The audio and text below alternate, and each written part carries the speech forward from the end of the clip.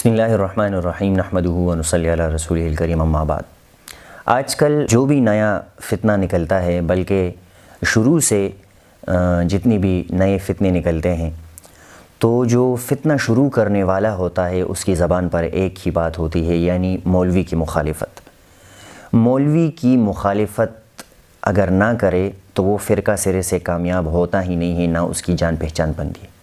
آج کل بھی یہ بات ہر دوسرے بندے کے زبان پر ہوگی کہ مولوی جو ہے یہ طبقہ خود ہم نے بنائے ہوا ہے، مولوی طبقہ اسلام میں ہے ہی نہیں، خود قرآن کو پڑھو اور خود حدیث کو پڑھو، خود ہی سمجھو وغیرہ وغیرہ۔ اللہ رب العزت نے یہ نازل کیا ہے تو سب انسانوں کے لیے ایک جیسا نازل کیا ہے سمجھنے، اور قرآن اتنا مشکل نہیں ہے، یہ ہے وہ ہے، یعنی مختلف قسم کی باتیں۔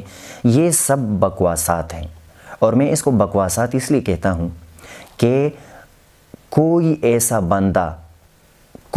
بندہ مجھے آپ لا کر دکھا دیں جو بالکل بھی مولویوں کے پاس بیٹھا نہ ہو اور نہ بیٹھتا ہو اور نہ اس نے کسی مدرسے وغیرہ میں پڑھا ہو اور وہ پوری قرآن کو صحیح طرح سے سمجھتا ہو۔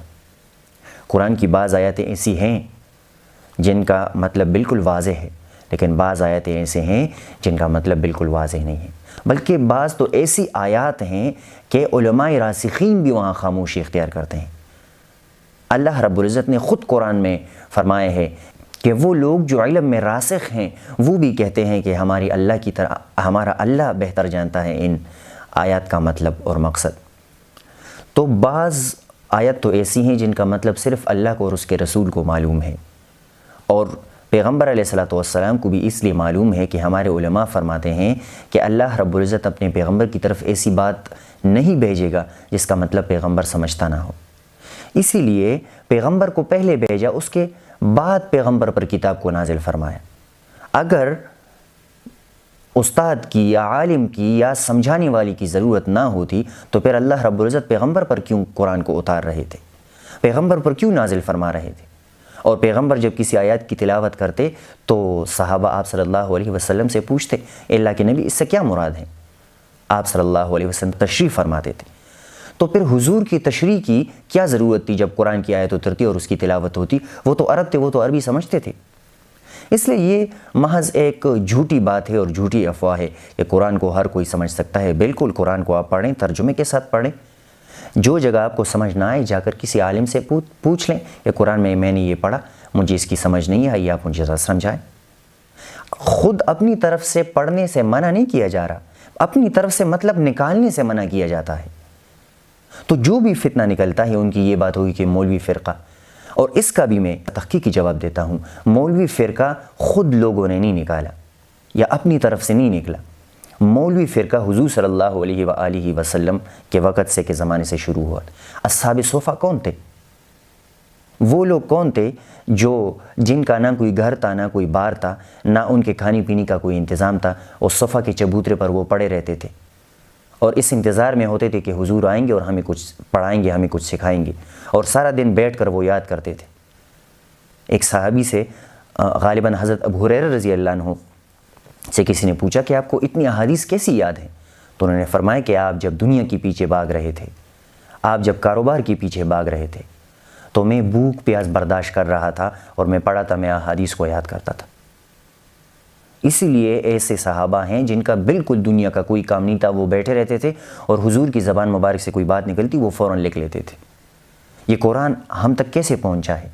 کن کے ذریعے؟ صحابہ تو جو کاروبار کے پیچھے جاتے تھے، جو ادھر ادھر اپنے کاموں کے پیچھے جاتے تھے، تو حضور اس وقت جو فرماتے تھے وہ کون لکھتا تھا، وہ کون یاد کرتا تھا؟ آپ کتابیں اٹھا کر دیکھ لیں، صرف کسی نے یہ کہہ دیا کہ مولوی فرقہ اپنی طرف سے نکل گیا اور آپ نے بھی یقین کر لیا کہ ہاں بالکل ٹھیک ہے۔ پھر وہ جو اصحاب صفہ تھے ان کے شاگرد تھے، صحابہ میں بھی ان کے شاگرد تھے اور غیر صحابہ میں بھی ان کے شاگرد تھے جن کو تابعین کہا جاتا ہے۔ پھر تابعین کے اپنے شاگرد تھے، تبع تابعین، پھر یہ سلسلہ چلتا رہا آج تک۔ یہ علماء ویسے اپنی سند کو بیان کرتے ہیں، اپنے علم کے شجرے کو بیان کرتے ہیں کہ میں نے فلاں سے سیکھا، اس نے فلاں سے سیکھا، اس نے، اور حضور صلی اللہ علیہ وسلم تک پہنچا دیتے ہیں۔ تو یہ سلسلہ جو علماء بتاتے ہیں اور سناتے ہیں یہ ویسے نہیں، حضور صلی اللہ علیہ وآلہ وسلم کے زمانے سے یہ سلسلہ یہ چلا آ رہا ہے۔ اس لیے بالکل اس دھوکے میں، اس پروپیگنڈے میں آپ نہ پڑیں۔ ہر دور میں یہ فتنے ہوں گے۔ آج کے دور میں جو فتنے ہیں، محمد علی مرزا ہو گئے، یا اس طرح جاوید غامدی صاحب، یا اس طرح اور جو فتنے ساحل ادیم صاحب جو ہو گئے، جو بڑے شد و مت کے ساتھ کہتے ہیں کہ مولوی کی کوئی ضرورت نہیں ہے وغیرہ وغیرہ، اس طرح کے بہت بڑے بڑے فتنے اٹھے ہیں۔ آپ غلام محمد قادیانی کی تاریخ آپ پڑھ لیں، اس طرح پہلے جو فتنے اٹھے ہیں امت میں، حضور صلی اللہ علیہ وآلہ وسلم کی وفات سے پہلے ہی مسیلمہ کذاب نے وہ نبوت کا دعویٰ کر لیا تھا، اور وہیں سے پھر فتنے اور بھی شروع ہو گئے تھے۔ آج تک بہت بڑے بڑے فتنے جو ہیں وہ گزرے ہیں، لیکن جس طرح سمندر کی جھاگ ہوتی ہے اس طرح وہ کثرت سے تھے، ان کے پیچھے چلنے والی بھی بہت تھے، لیکن تھوڑی سی ہوا آئی اور تھوڑا سا وقت گزر گیا تو وہ ساری جھاگ جو ہے وہ لمحوں میں جو ہے وہ ختم ہو گئی اور مٹ گئی۔ اسی لیے جو حق اور سچ بات ہے، جو قرآن اور حدیث ہے، اس کی حفاظت کا وعدہ اللہ نے لیا ہے۔